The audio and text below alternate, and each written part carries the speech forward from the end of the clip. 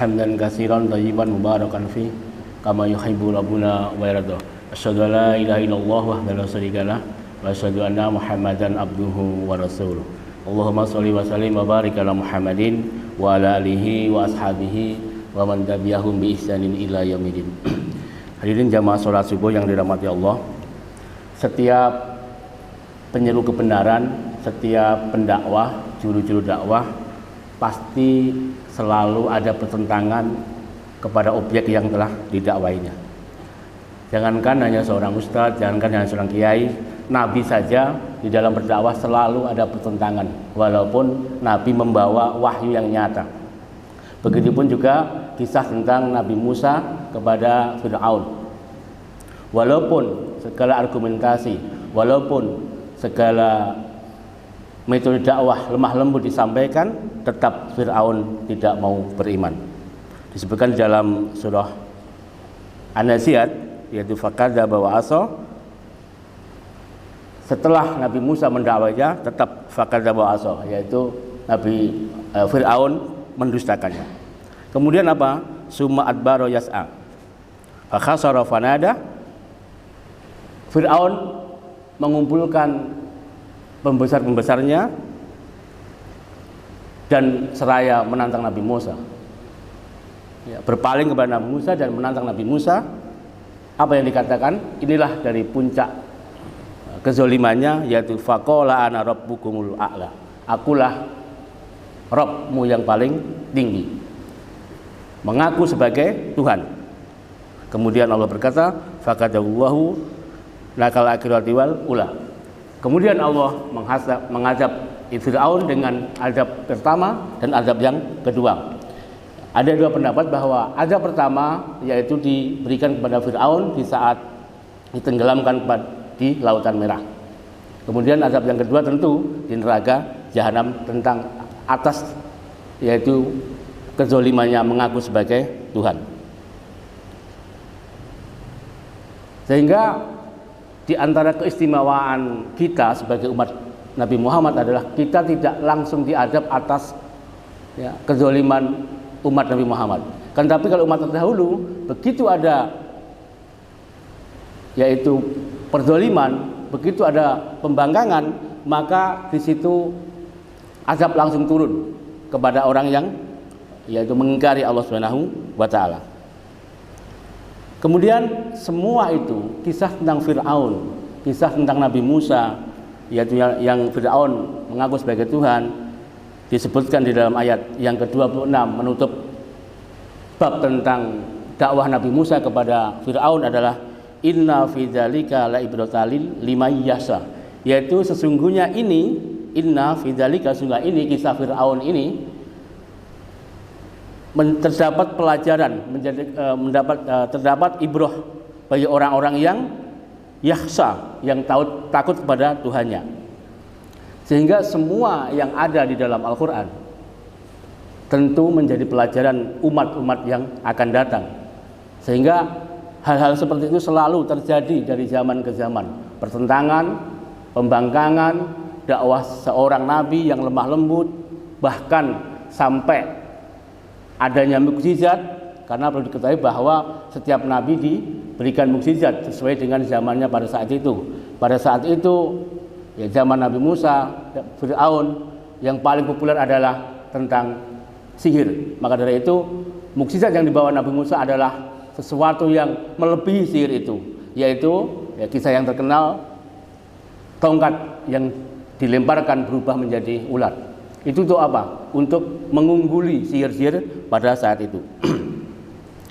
Allah menceritakan kehancuran Fir'aun kepada kaum musyrikin adalah untuk menjelaskan bahwa orang-orang yang mengingkari adanya Tuhan, orang-orang yang mengingkari Allah, maka nasibnya akan sama seperti Fir'aun. Kemudian melanjutkan pada ayat selanjutnya, yaitu ayat yang ke-27, bahwa kisah Nabi Musa bersama Fir'aun yang diutarakan ayat 15 sampai dengan 26 menunjukkan betapa besar kuasa Allah Subhanahu wa taala. Betapa besar Allah mampu membangkitkan manusia setelah kematiannya.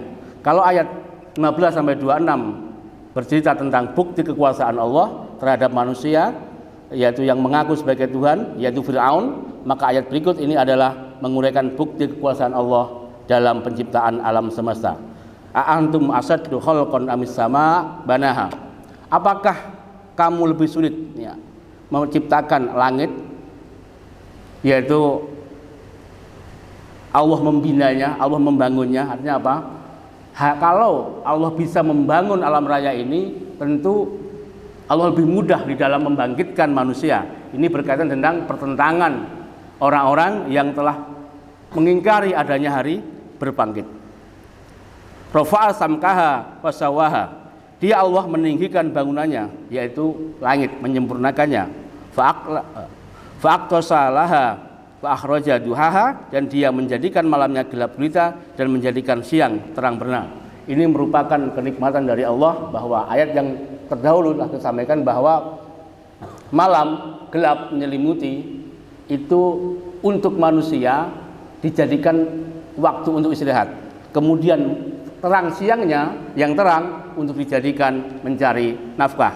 Itu jadi sehingga ayat-ayat yang ada di sini berkaitan dengan ayat-ayat sebelumnya.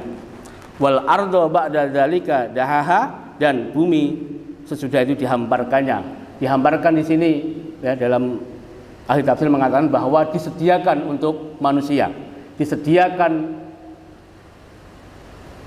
untuk kehidupan manusia dan makhluknya, sehingga bumi yang kita tinggali telah disediakan oleh Allah dengan segala macam fasilitasnya, yaitu ada air, ada udara, ada tanam-tanaman. Untuk apa? Untuk kehidupan manusia. Akhraja minha maha wa mar'aha, dan memancarkan darinya mata air dan menumbuhkan tumbuh-tumbuhan. Ini sumber dari kehidupan manusia. Kemudian wal jibala arsaha, yaitu gunung-gunung yang dipancangkan dengan teguh, dengan kuat untuk menjaga keseimbangan bumi ini. Itu semua untuk apa? Mata allakum wali'an amikum, semua itu untuk kesenangan manusia dan binatang ternak.